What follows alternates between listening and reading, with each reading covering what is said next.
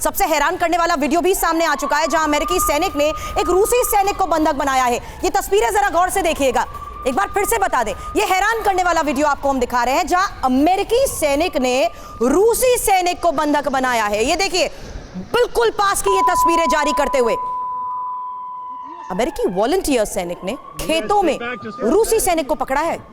हालांकि अमेरिकी सैनिक के साथ नजर आए कई यूक्रेनी सैनिक भी।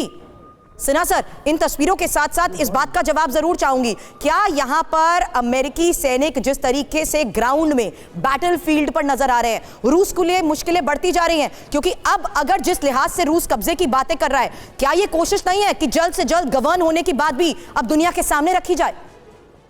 सुरभि, जय हिंद। देखिए, जो आप देख रही हैं 13 महीने की जो वॉर चली है, इस वॉर के बीच में अब जो मेन बैटल्स हैं जमीन के ऊपर में, वो प्राइवेट आर्मीज की बैटल हैं, या आप उसको कह लीजिए वॉलंटियर कह लेती हैं, मगर ये मान के चलिए ये प्राइवेट मिलिट्री कंपनीज हैं जो कि वेस्ट से भी आई हुई हैं, और आप तो सुन ही रही हैं डिफरेंट टाइप के यहाँ भी हैं। अजॉब स्थल के अंदर में अजॉब बटालियंस के ऊपर में जब हुआ था, तो चेचनिया के लड़ाकों से लेकर के जो हमारे प्रोजिगिन के लड़ाके हैं, जो वैगनर ग्रुप हैं, प्लस इसके अलावा अभी रशिया यूक्रेन के पास कोई सोल्जर्स बचे नहीं हैं। यदि आप मान के चलिए, आंकड़ों का एक तटस्थ जो आंकड़ा आया है, वो आया है मोसाद से, जो इजराइल ने दिया है, एकदम तटस्थ है।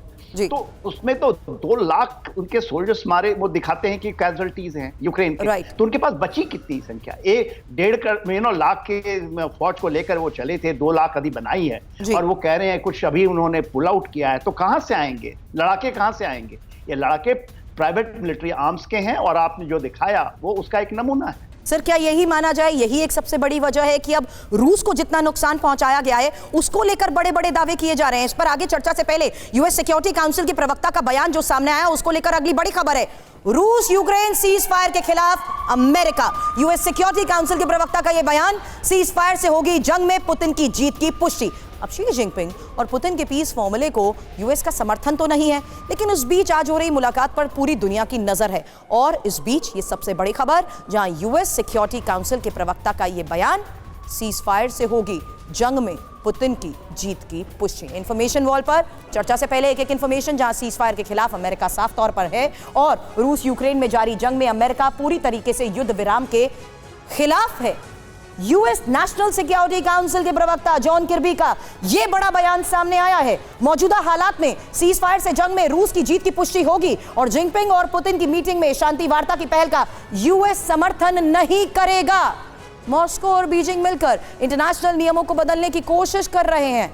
चीन ने हाल ही में जंग खत्म करने के 12 पॉइंट पीस फॉर्मूला जो दिया है, उसके तहत यह खबर बड़ी है। विनोद सर, यही तो सबसे बड़ा सवाल था। अगर चाइना यहां पर कोशिश करता है पीस की बात करते हुए एक बड़ा रोल निभाने की, क्या यूएस और नेटो अलायंस उसके लिए राजी होंगे? क्या पुतिन खुद राजी होंगे? ये सवाल का जवाब आप देखिए, पुतिन और शी जिनपिंग, मैं कहूंगा एक ही कॉइन के 2 अलग अलग हिस्से हैं ये लोग। तो इनको आप किसी भी तरीके से हैंड इन ग्लव जो कहते हैं ना अंग्रेजी में, ये हैंड इन ग्लव कार्य करेंगे।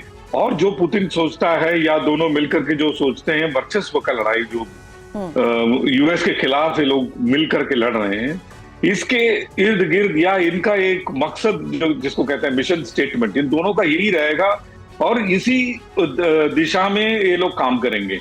ये ना यूक्रेन के लिए काम करेंगे, या रशिया के लिए काम करेंगे, या चाइना के लिए काम करेंगे। ये काम करेंगे ये दोनों की मिली जुली जो वर्चस्व दुनिया में बढ़ाने की, इसके तरफ इनका पूरा। मनीष, एक क्विक रिएक्शन में आपसे चाहूंगी, क्योंकि आगे बड़ी खबरें हमारे पास हैं। पूरी दुनिया की वर्चस्व की इस लड़ाई में शी जिनपिंग और पुतिन की मुलाकात पर नजर है, पूरी दुनिया तो देख रही है, लेकिन भारत को लेकर क्या बड़ी खबर आ रही है?